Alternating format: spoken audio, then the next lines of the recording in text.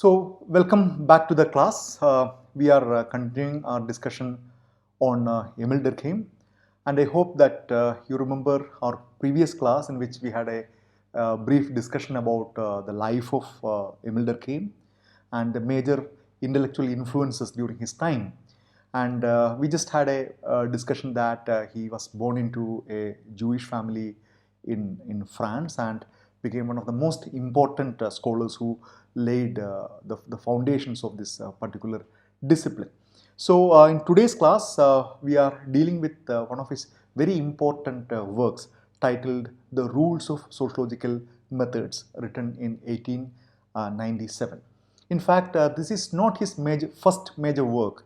His first major work is Division of Labor, which we will be discussing in the next two sessions immediately after this. But the reason why I decided to begin with this work is specifically because this lays down or this lays out the kind of the basic philosophical as well as sociological arguments about a new discipline.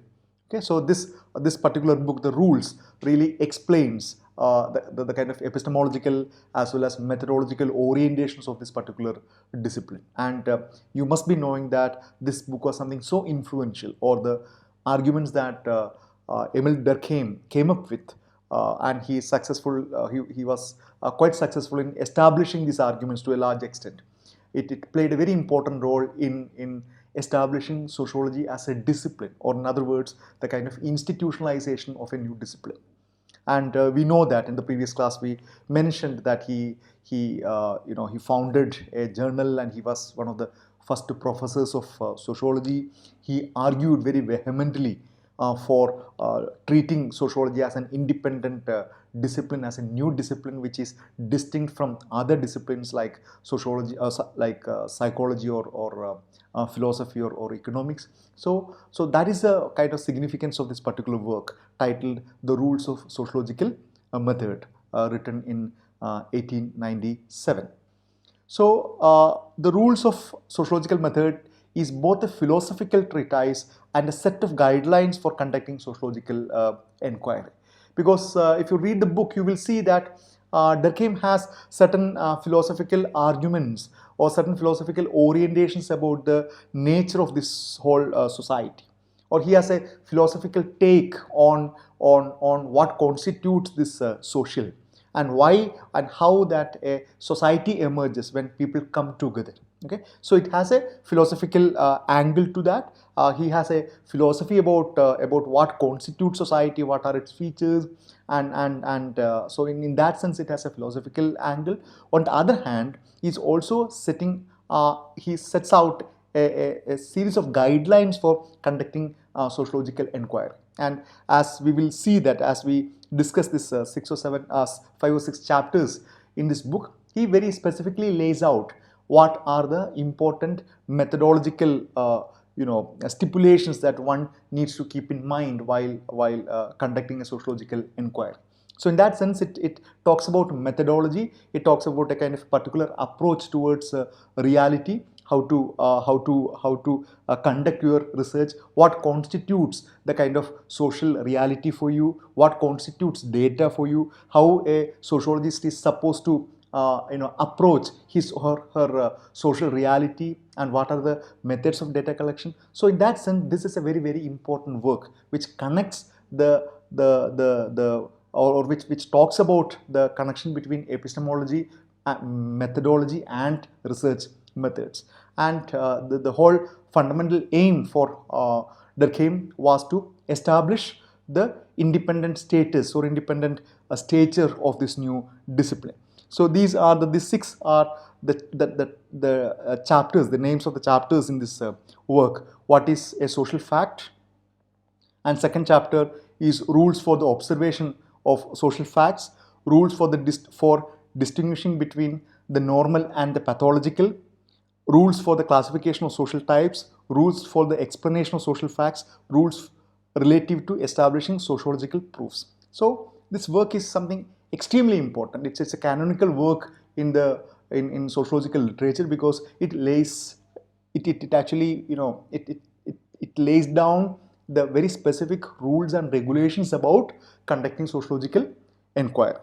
And of course, quite a lot of criticisms, quite a lot of disagreements, alternative views about society and alternative views about methodology have emerged later. But Durkheim played a fundamental role in establishing a kind of a positivistic, empirical, empiricist orientation to this discipline, and it's something very important.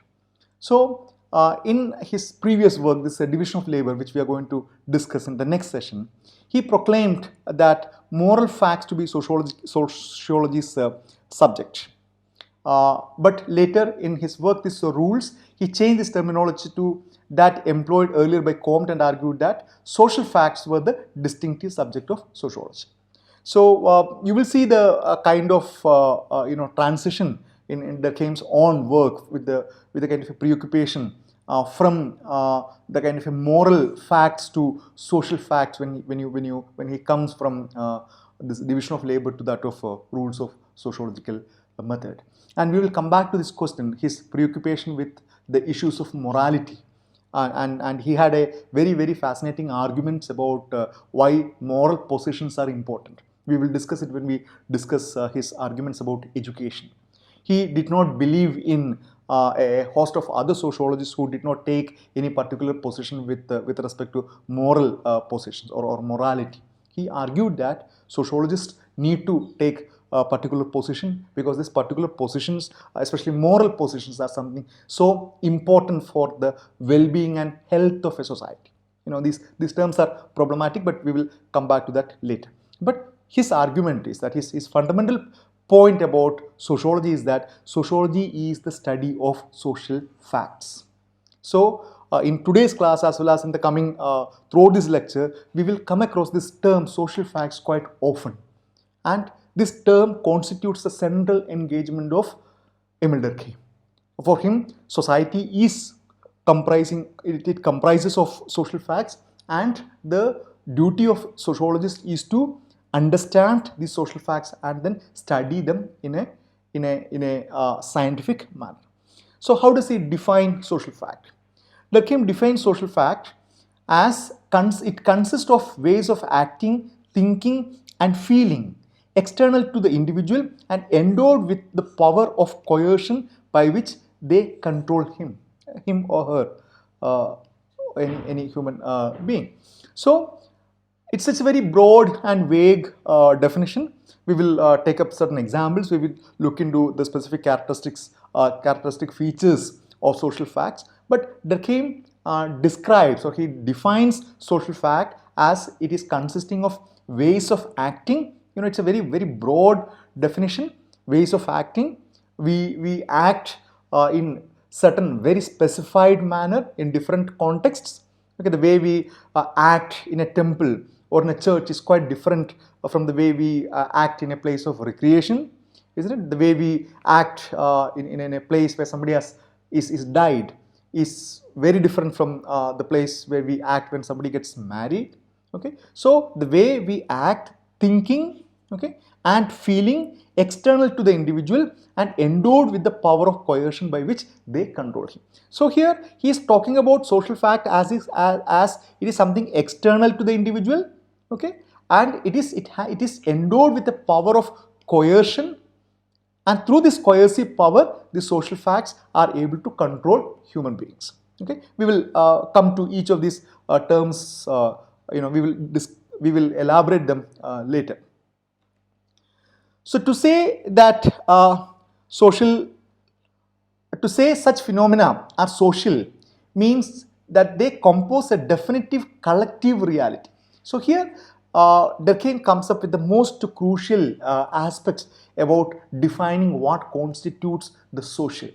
Okay, so we discussed from the beginning that the emergence of sociology really depicts the emergence of the social. Okay, it does not mean that there was no social before or prior to the emergence of sociology. Okay, ever since human beings began to exist in the world, the social existed, but a more systematic, institutionalized way of looking at this social emerged with the emergence of sociology.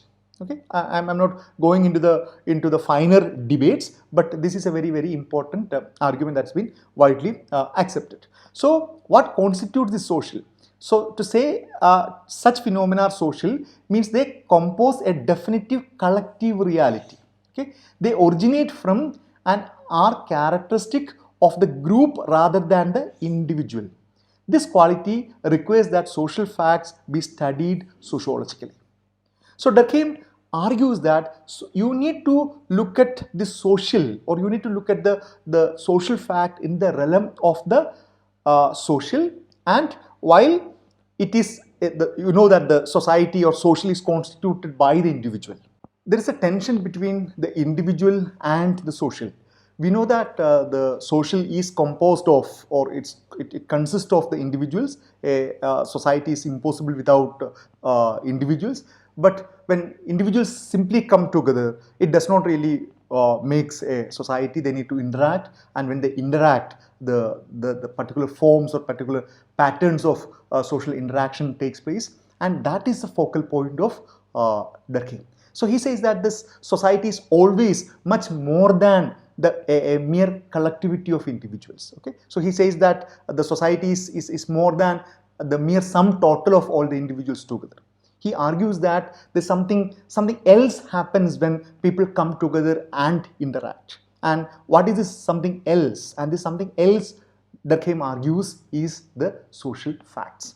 And while it is created or it is constituted by the individual, it is much more than the individual, because individual has very limited control over the social, or it has very limited control over the social fact, whereas the social fact or the social has enormous control over the individual.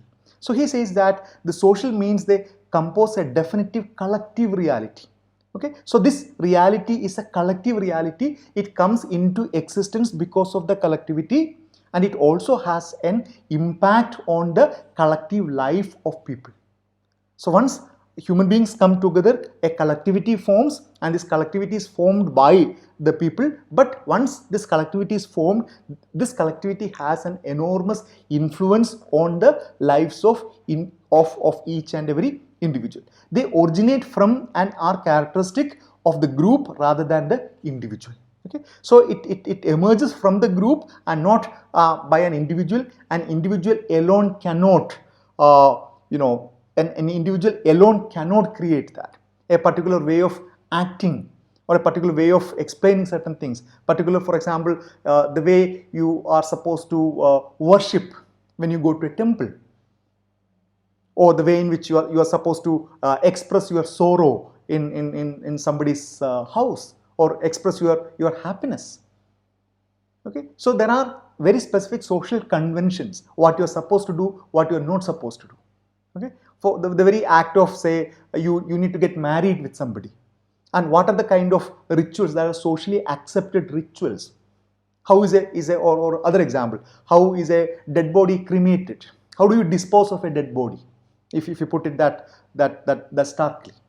Okay, you can't really dispose of, you can't get rid of this dead body the way you want. I'm not talking about the legal implications, but in every community, this community has a particular way of properly dealing with this dead body, and you can't change that. An individual cannot change that.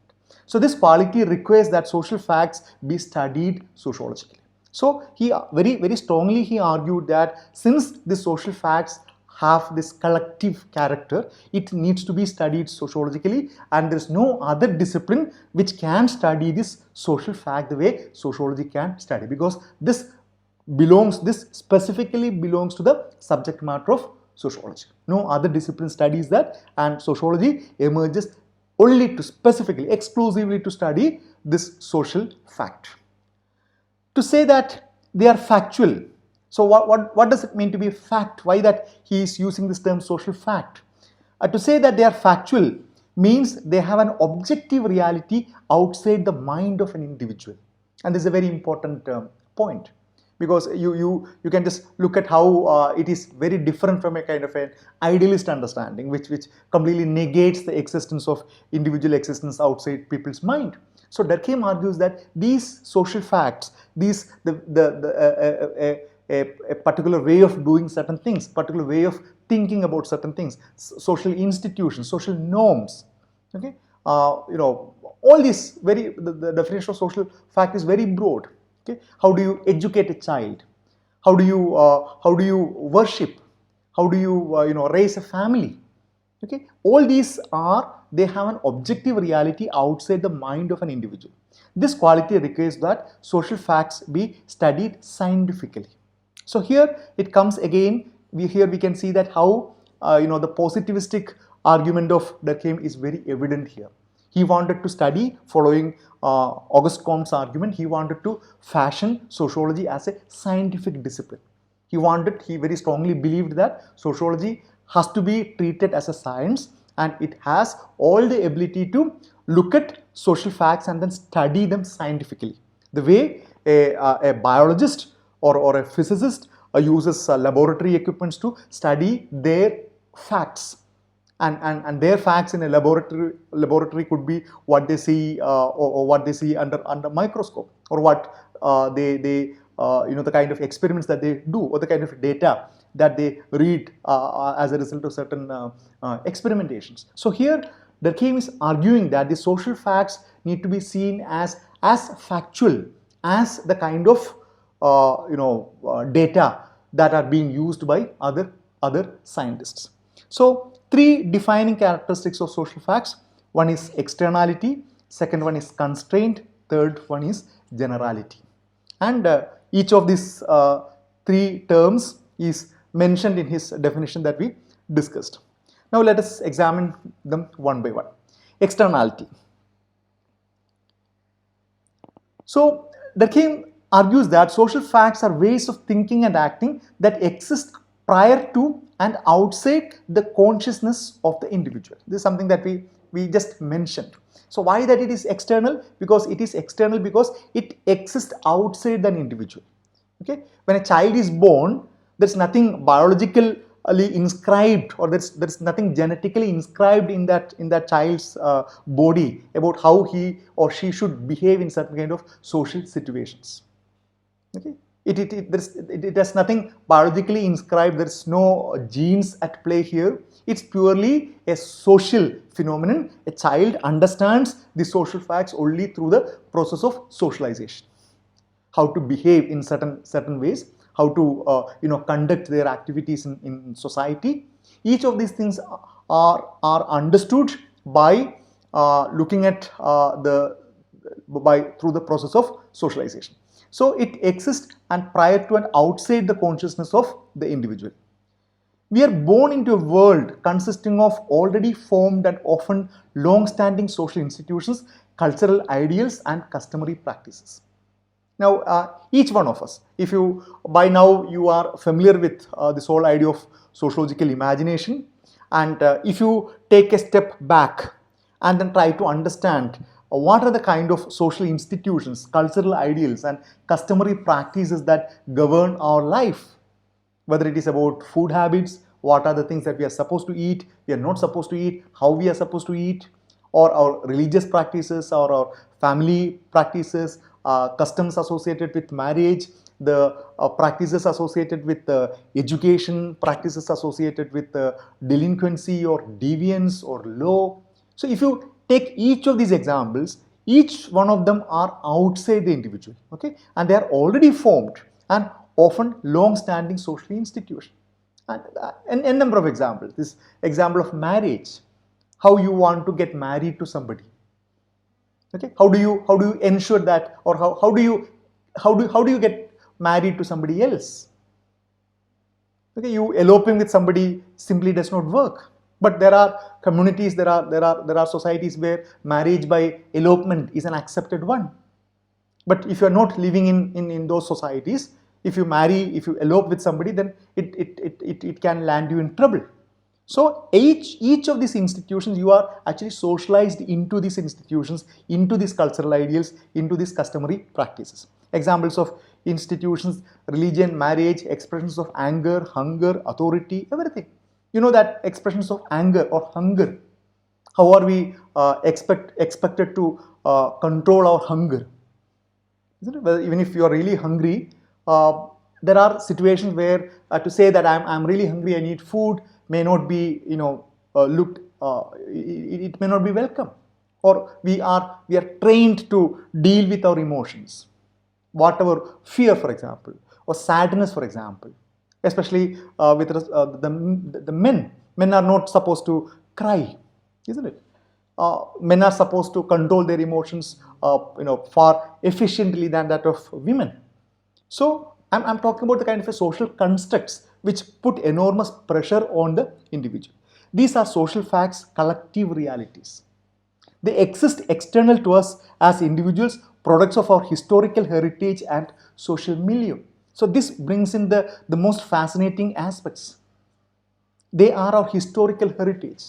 Many of the things that we consider as the most authentic, essential aspects of our culture, and if you look at them with a historical lens, you know that many of them could be very, very new additions.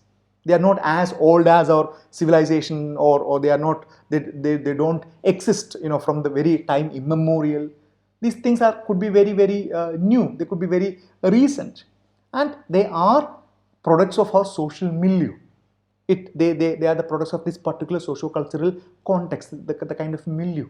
And the moment you move out, if you travel back in history, you will see a completely different society. If you travel across the place, if you move to another society, you will see a completely different set of ideas about how to live in a society. So this relativity in terms of place and time makes the study of sociology really fascinating, especially with a comparative perspective.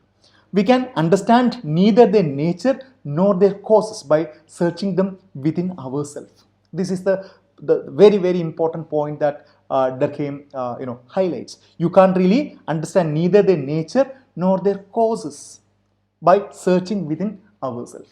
Why that we are doing it? Why are we conducting our prayer in this particular manner? How are you disposing of the dead body of our relative in this particular manner? An individual is unable to answer this. And the second one is constraint. Social facts, not only they are outside you, but they have the ability to put enormous constraints on you. They can influence you, they can control you.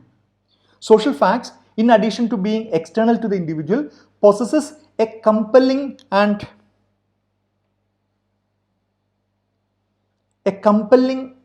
coercive power.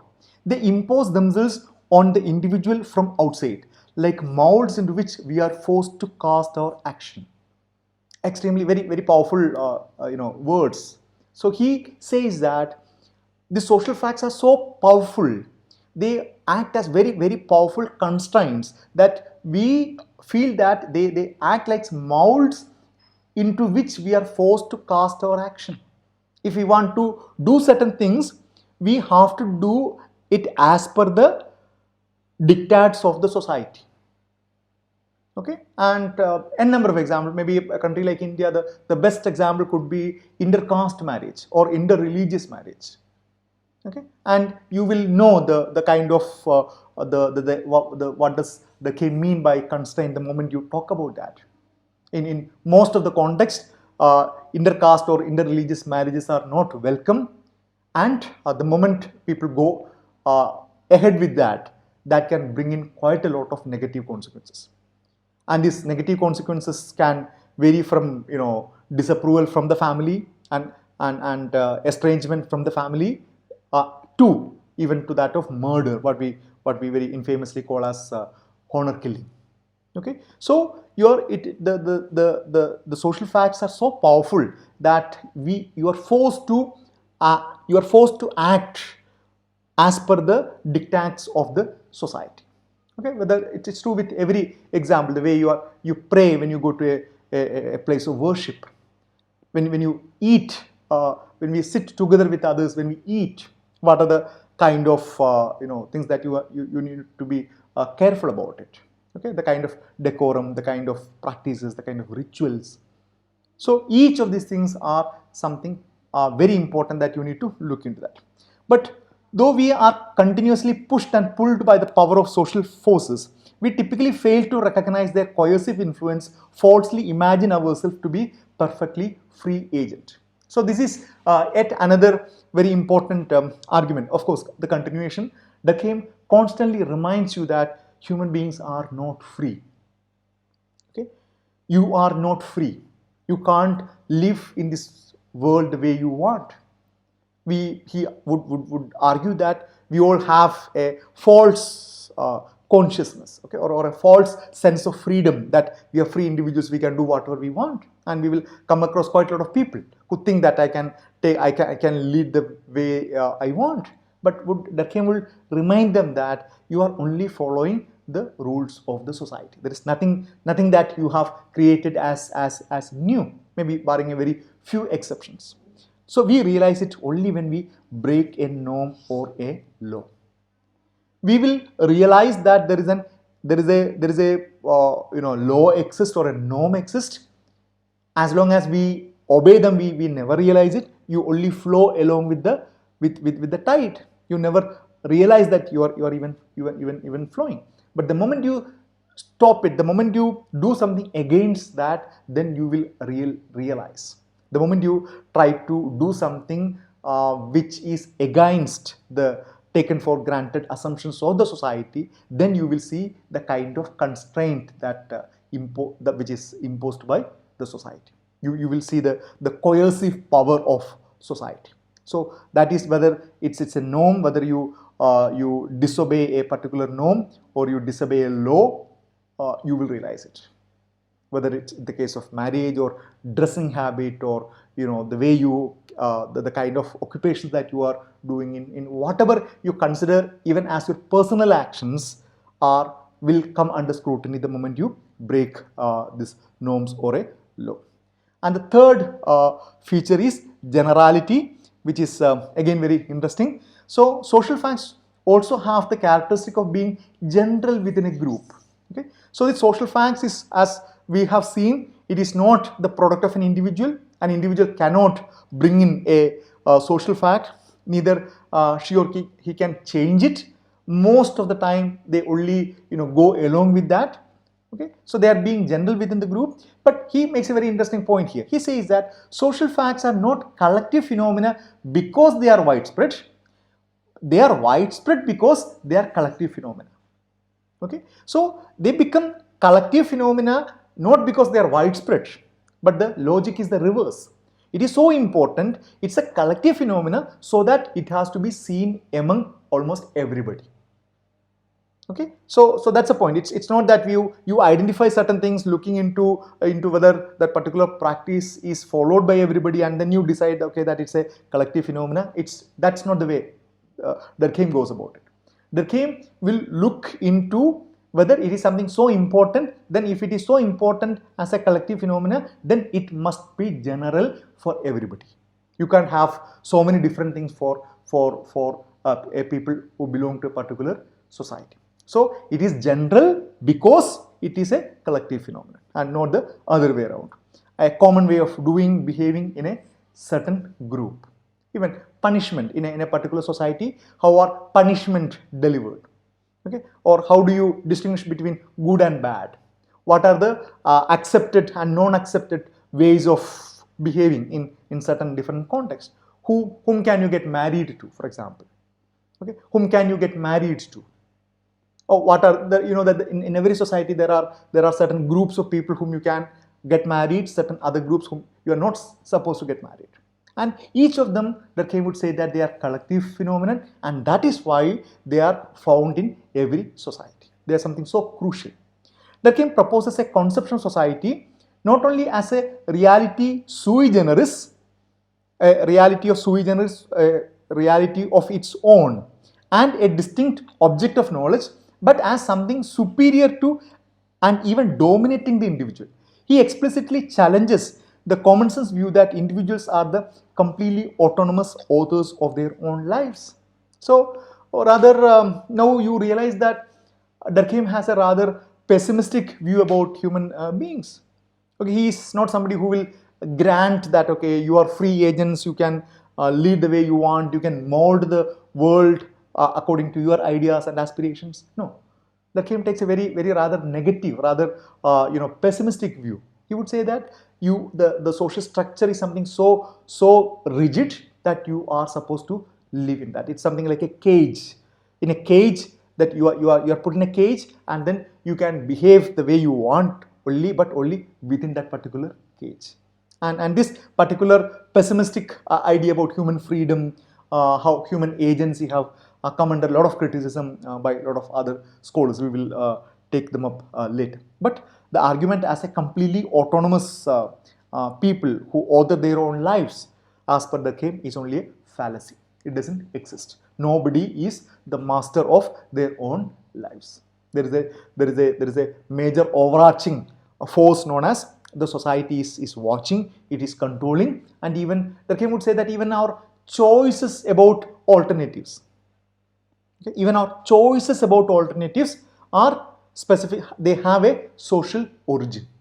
So there is very few things that you can really credit to yourself as your own idea, your own way of living, in a very distinct manner. So Durkheim would say that even your possibilities of choices, your spectrum of choices are limited by the very existence of society. I found it very interesting argument. It's of course it's a very depressing argument, but it's a very interesting argument. When you look at experiments, you look at alternative forms of living, when you look at some people who say that they are very free, they are very independent, they are exceptional, then this question comes into picture. Now, society for Durkheim is more than the sum of the individual who make it up, and the qualities of societies are likewise different from the qualities of its constituent members. So this point I mentioned earlier, society is something more than the sum total of the individuals who make it up. Okay, so if you put a group of people together, what emerges as a society is much complicated, is much more than the total number of these people. And the qualities of society are likewise different from the qualities of its constituent members. The system formed by the individual relationship, he says, represents a specific reality which has its own characteristics. So Durkheim says something like this: when you come together, when people come together, it forms a society, but that society that it forms has its own mind. Okay, so you give birth to certain thing, and that thing that you have given birth becomes much bigger. It assumes its own feature, and then it begins to control. This distinctly social reality, an outgrowth of human interaction, is the particular subject matter of sociology. So this is the most dominant theme in his entire narrative, that there is a particular domain called as social, and he uses the term social facts, and it has to be studied exclusively in order to understand how a society works. And he argues that is the job of sociology, and no other discipline can study that. His explanation is meant to legitimate the independent status of sociology, to show that it is not simply a corollary of individual psychology. Durkheim takes major issue with the psychological explanation, and we will see that when he discusses the whole idea of suicide, a classic study, the best example to distinguish the perspective between sociology and psychology. So Durkheim is very categorical that sociology cannot be, or society cannot be seen as a corollary of individual psychology, rather it has its own independent existence. Now, collective consciousness is fundamentally different from the states of the individual consciousness. And this is a term which we will come across in detail when we study division of labor in the next class. But he argues that this collective consciousness is fundamentally different from the state of individual consciousness. And this also has been many times used as conscience, not as consciousness, not only as consciousness. So just like an individual has a consciousness, an individual has a conscience about what is right, what is wrong, what is good for something, what is bad for something. Durkheim would argue that even a society also has something, a kind of a collective consciousness, and that is quite different from the state of the individual. Now, let us very briefly go into some of these important chapters in his work. So this first one, the rules of observation of social facts. Durkheim argues that or Durkheim suggests what are the rules when you observe the social facts. The first one, he says that the personal biases and preconceptions must be eliminated. A very important argument, and this is where you are you will be forced to critically look at your own subjective biases in terms of your opinion, in terms of your ideology, in terms of your religious belief, in terms of your caste outlook, in terms of your gender outlook. You are supposed to keep away all your personal biases. Claimed that they are able to do that, but we know that it's impossible for a researcher to completely move away from all their identity markers, their ideas and everything. But a person can be quite reflexive, to be sensitive to their own biases, and then try their level best not to influence their biases or not to get influenced by their biases when they study something. So here Durkheim is making a distinction between this subjectivity and then objectivity, and preconceptions must be eliminated.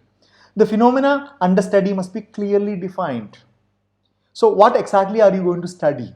What are its boundaries? What are its conceptual, what are its conceptual categories? How do you define that? So this phenomena that you want to study must be very clearly defined. You must, you can't have very vague terminology, very vague kind of understanding about the stuff that you want to study. Okay, it has to be very specifically delineated. An empirical indicator of the phenomenon under study must be found, as was in the case of law in the division of labor.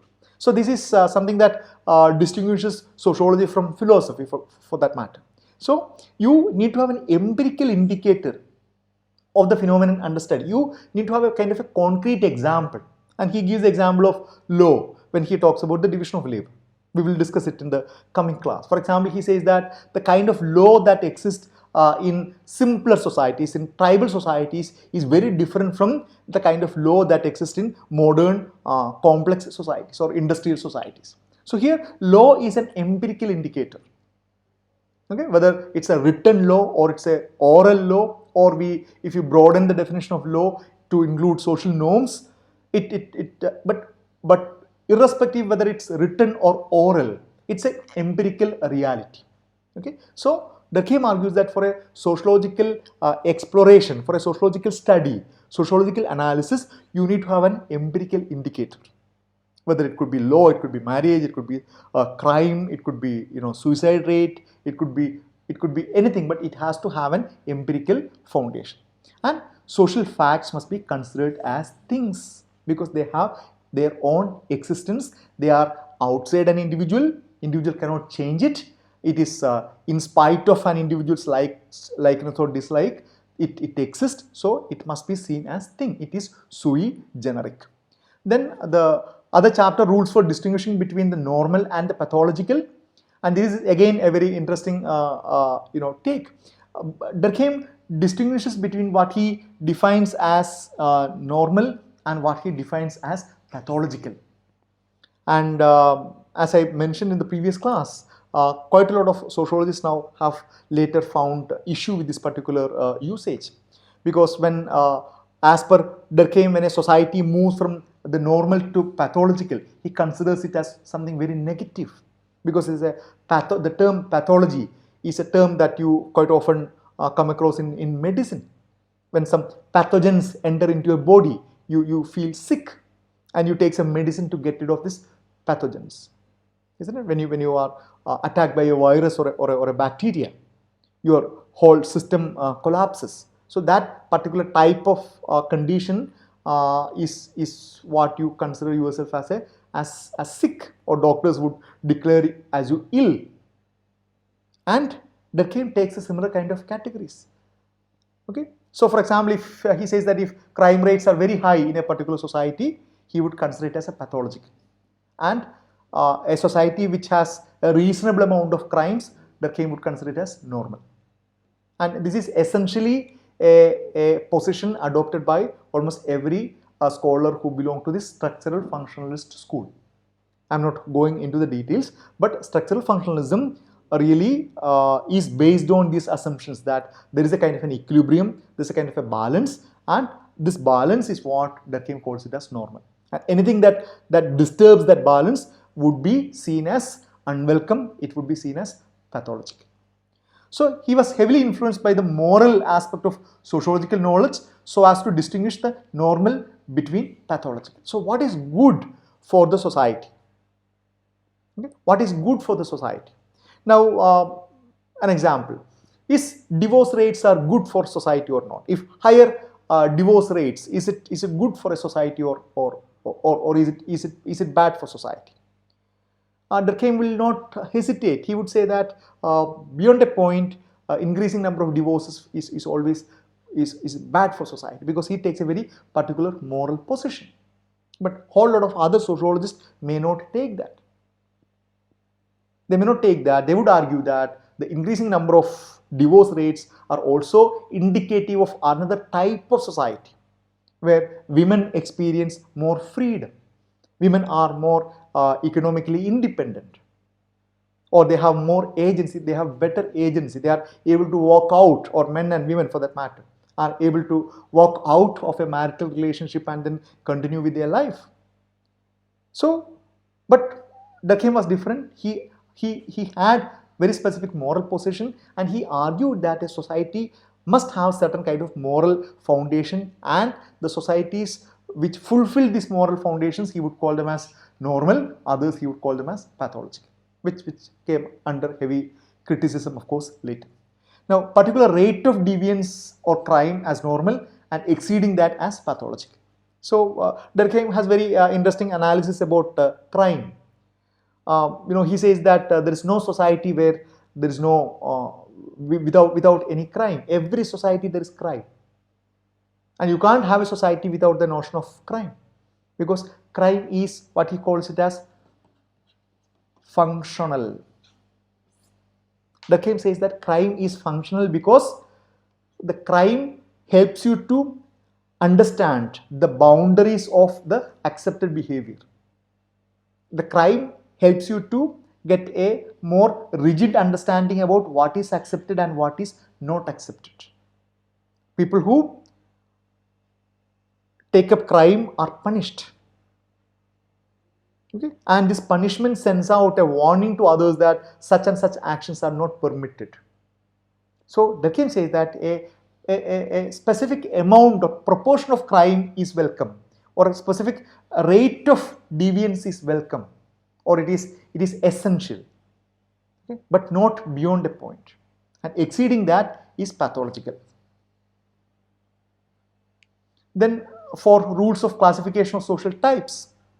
Now, how do you, Durkheim was a very important believer of classifying society into different sections, and specifically based on empirical positions. So Durkheim's evolutionary perspective, coupled with his strategy for diagnosing normality and pathology in social systems, made inevitable a concern with social classification.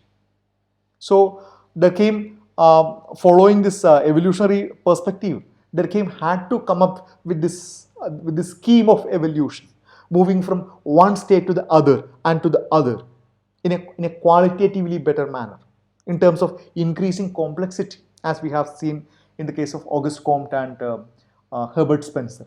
So, although specific systems reveal considerable variability, it is possible to group them into general types on the basis of the nature and the number of their parts and the modes of combination of parts. And he's talking about system. Okay, so this will become more evident when we discuss this division of labor, where he talks about societies transitioning from simple society to complex societies. Societies characterized by a mechanical solidarity to societies characterized by organic solidarity. Okay, this evolutionary schema, that a singular unilinear evolutionary schema, was something so important for almost every modern sociologist, as we have discussed. You will see this in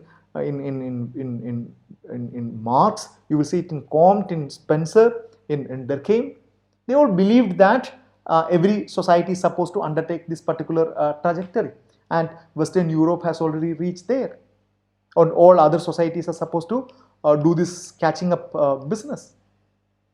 So, but this has to be based on the nature, the number of their parts. For example, a primitive society here in this area would be very simple, whereas a complex society, as per Durkheim's argument, in Western Europe would be much complicated, and the modes of combination of parts would be much extensive here than in a simple society. Rules for the explanation of social facts. He comes to the question, how do you really explain the social fact? Durkheim emphasized again a point he had made in the division of labor. When the explanation of social phenomenon is undertaken, we must seek separately the efficient cause which produces it and the function it fulfills. So it's a very important distinction that he brings in between the causal explanation and the functional explanation. Okay? A causal analysis, something what gave birth to that, a certain thing. Something that actually gave birth to certain thing, something which caused a certain thing. A causal analysis involves searching for an antecedent condition that produce a given effect. Why that A has given birth to B. That's a kind of a causal analysis. A gave birth to B. Whereas the functional analysis is concerned with the determining the consequences of a social fact. Now, functional analysis will be bothering about what this B does. What are the features of this particular B? So he makes a distinction between the causal analysis and the functional analysis. Now, the causal analysis is about the conditions antecedent, the antecedent conditions that produce a given effect. If B is the effect, A is the antecedent condition, A is the causal effect. And what is the functional analysis? Functional analysis is concerned with determining the consequences of a social fact. Okay, so what are the consequences of B? And there is a misunderstanding between or there is a confusion between the causal analysis and a functional analysis.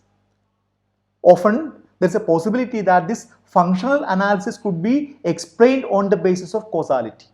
So these are these are its function, and these functions are there because of a particular cause. So there is no automatic correspondence between the cause and the function, and these two needs to be seen as separate forms of inquiry. What gave birth to a particular condition and what are the consequences of that particular condition, or what are the specific functions that this particular condition fulfills. Okay, so these two cannot be clubbed together, they cannot be taken for granted, or they cannot be seen as a kind of very closely connected. Rather, they need to be seen as through separate analysis. So functional analysis is concerned with determining the consequences of a social fact regardless of its cause. So we do not, while we analyze this particular functions, okay, that B carries out, and then reducing it to that of this particular cause could be always problematic. For the social whole, regardless of its cause, for the social whole or larger context in which it is located. Complete sociological explanation involves both the causal and functional explanation, as Durkheim has sought to illustrate in the division of labor. So he argues that when you analyze the social fact, you need to be really clear about the context or the reasons why it came into existence, and also what it actually does. And sociology as a science superior to conventional wisdom about society. This is another very important point. I hope that you remember when we discussed about common sense, isn't it? When we discussed about common sense, when we discussed in one of the first classes, we spoke about how sociology is different from common sense. So Durkheim very strongly argued that the kind of perspective that sociology offers about social reality is definitely superior to the conventional wisdom about society, the kind of a popular understanding about society, the commonsensical understanding about the society. So that is why he argued that a sociological method or a sociological theory must be given its due credit. Okay, so this is fundamental argument, and we need to understand the context in which he was making it. He was talking it in the formative periods of the establishment of sociology as a distinct discipline, and probably compared to any other sociologist, he was the one who very strongly argued for the independent status of this particular discipline. It has to be seen as distinct and separate from psychology, from philosophy, because it has a unique subject matter, and this unique subject matter is what he calls it as social reality or as social fact. Okay, so once, if you are winding up, once we try to wrap up this session, this book, this Rules of Sociological Method, is considered to be a canonical work in sociology, in classical sociology, because Durkheim, one of the founding fathers of sociology, he explains what, why and how you must look at sociology in a methodological manner, in a methodical manner, and what are the kind of underlying methodological and epistemological assumptions. So that is why I began this class by saying that it has both a philosophical angle as well as a sociological methodological angle. Okay, so he has a particular argument about the philosophical argument about the nature of society and the relation between society and the individual, and also very specific elaboration about the sociological the sociological methodological protocol, a protocol that you need to undertake when you carry out sociological analysis. So this book, this Rules of Sociological Method, really cemented the position of sociology as an independent discipline, and even now it is widely referred to. It's considered to be one of the most important classical works, because it's a work, it's a methodology work. It really defines the discipline in a particular way. It defines the discipline as an empirical positivist scientific discipline by arguing for an exclusive character for this discipline. So let us stop here, and we will take up his work, his magnum opus, Division of Labor, in the next class. Indeed, we will have two classes, two sessions on division of labor, because it's a lengthy discussion. So see you then, and I'm winding up. Thank you.